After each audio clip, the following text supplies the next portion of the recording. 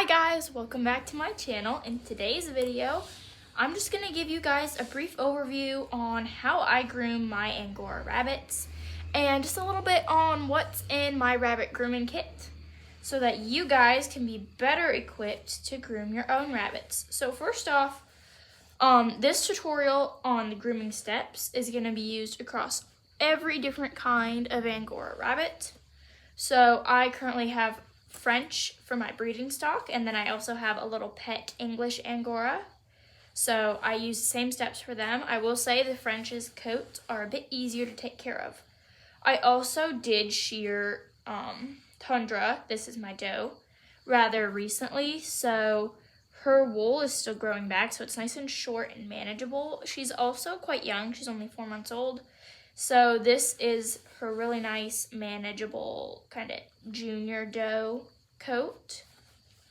She would like to say hi. Oh, she's scared. First of all, I just have a regular pair of scissors. Hold still. I don't know how well y'all can see that, but these are just regular old scissors. They work really well at cutting mats out. You can also use scissors to shear rabbits. I actually did shear half of her with scissors, but then I quickly just switched to clippers because they were much easier. I also have this nail trimmer. It has a little guard here, but I hardly use that.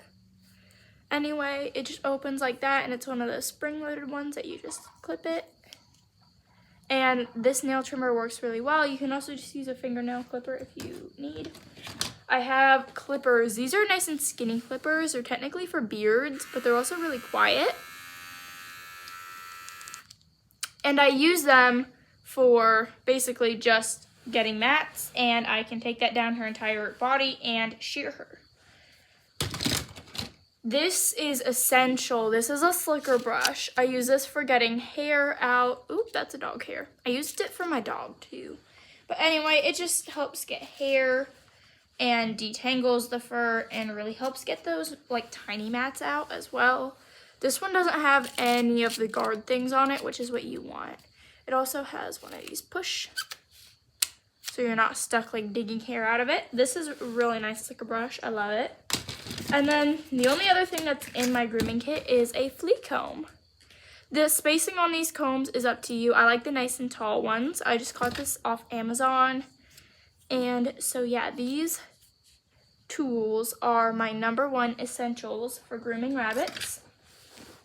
I have a couple other fancy combs and stuff that I really never use, so that's just what you need to get started. So let's go ahead and get started. Miss Tundra here is due for her weekly groom. I groom these guys once a week, and so her day is today. I groomed Lumi, my indoor angora, yesterday.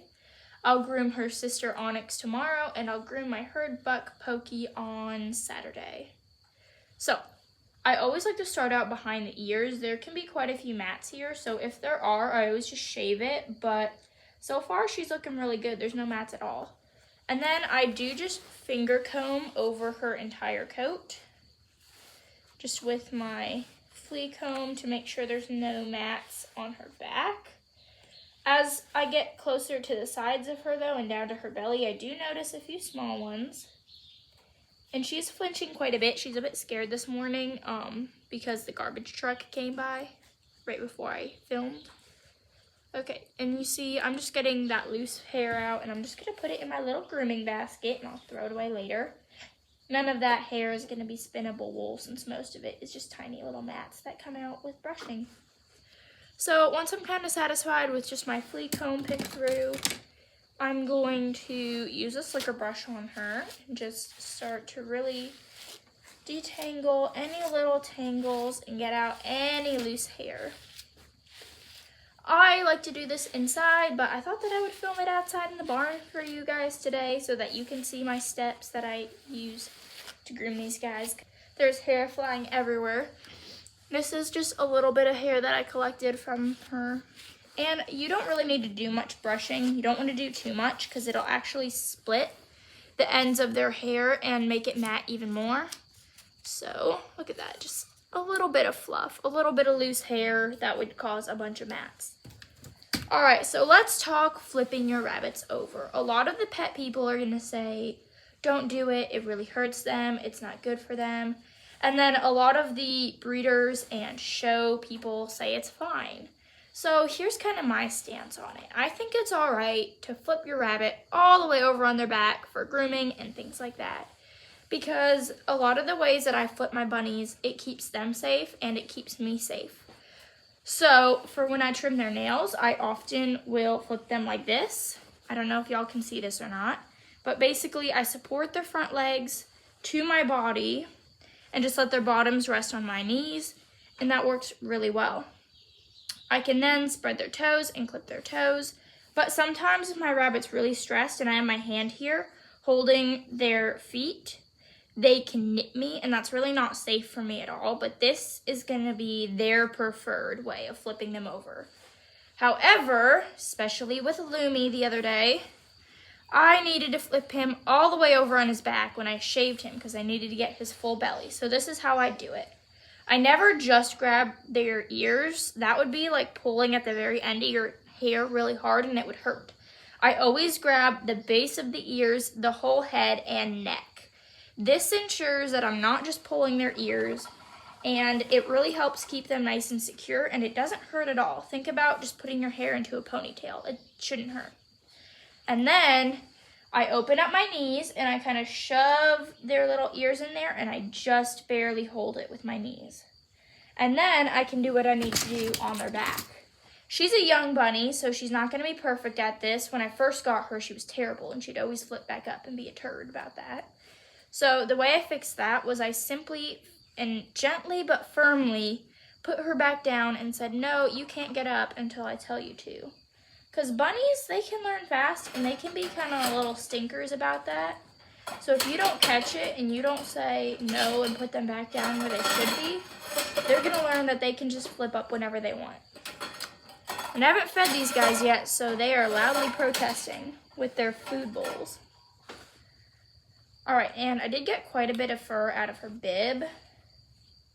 But basically I'm going back to that same step where I'm just using a flea comb, getting all that out. If she starts to get her head out, I can just gently tuck it back down in there. And these back legs are especially, oh, and you see she flipped. So I'm just, a lot of times when I flip them too, I actually grab under their arms and hold their butt and then just flip them back. And then to lower them, again, I just grab the base of their ears and gently, gently tuck them in. I don't want to cause extra stress for my rabbits. And I know that this is stressful for her. She's sniffing hard. A lot of the times they'll have whale eyes. And it's just not fun. But it's for their own safety. If I don't groom the rabbit, she will get wool block and die. So I do have to groom her. And in order to groom her safely, she has to be held like this. If you're planning on breeding rabbits, definitely take the kits out every day, even if they're newborn, even if they don't even have hair yet. Flip them over, pretend to brush them, rub the brush all over them. Obviously not like the slicker side, you don't want to hurt them. Pretend to clip their nails with the nail clipper. Get them used to cats, get them used to dogs, other animals, and stuff like that, so that when they go to their new home, they're going to be perfectly ready for whatever life they have. Oh, goodness. Whether that be a family pet or a good rabbit for the show table. So, with my baby rabbits, I would flip them every single day and just start to get them used to kind of that life when they're really young. So that when they're adults, it actually doesn't stress them to be just manhandled and flipped over on their back at all. So I've got any mats out of her bottom, and from under her armpits, she often gets a lot here, and just between her arms and around her head. Anywhere that like moves a lot, anywhere where there's motion, there's going to be some mats. So now I'm just moving on to the nail trim. And Miss Tundra here does have black nails, so it's really hard to see where the quick is. I trimmed the quick like once on her, but then I learned a better way of trimming nails. So basically, how I do it is I remove the hair, I just kind of fold back the hair from each nail. I put my clippers in here, and I go just a little bit farther down, and I gently squeeze. If I notice her curling her toes back, that means it hurts.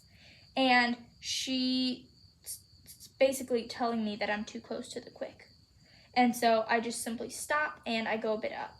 And I can feel her body tensing when it hurts, and she will just kind of curl her toes like that. I also just leave Tundra's nails a little bit longer. It doesn't hurt her. All of her nails are trimmed weekly, so they stay pretty short anyway, but they are just slightly longer than my bunnies that don't have black nails. They have white clear nails. And you see right there, she gave me a big toe curl, so I just stopped.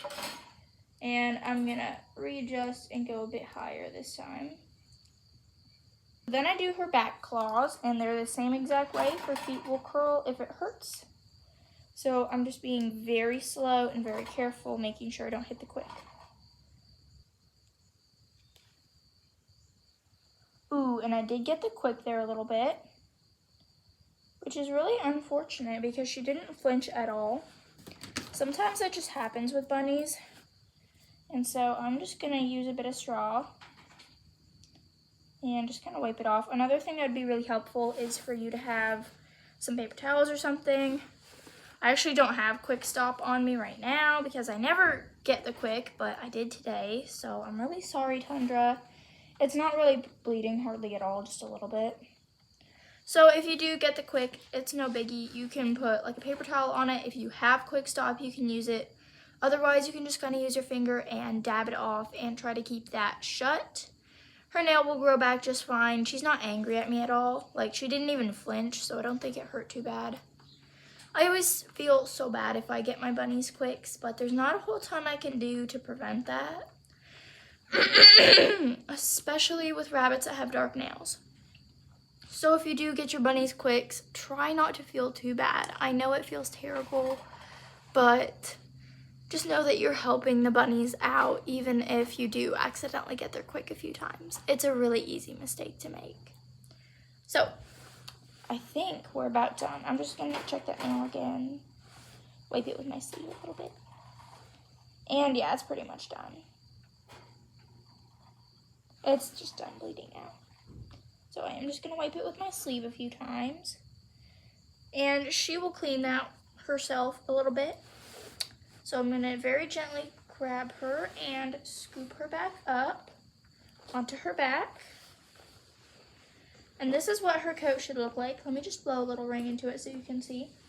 Oop, no, I need you on the camera, girl. So that's actually a new growth ring. She is a solid black, so it does make sense. But at the very middle there, that's a growth ring. And I think we're about done. Little Miss Tundra is ready to go back into her cage, and all of my bunnies are ready for their morning breakfast. They keep flinging their food bowls around. So, if you guys like this video, please don't forget to subscribe. I'm so sorry. My throat is killing me this morning. Please don't forget to subscribe because I will be making more videos on caring for bunnies soon. So, yeah, I think that's all we have for you. Me, Tundra, Pokey, Onyx, and little Mr. Lumi are going to give you a hearty goodbye. Bye-bye.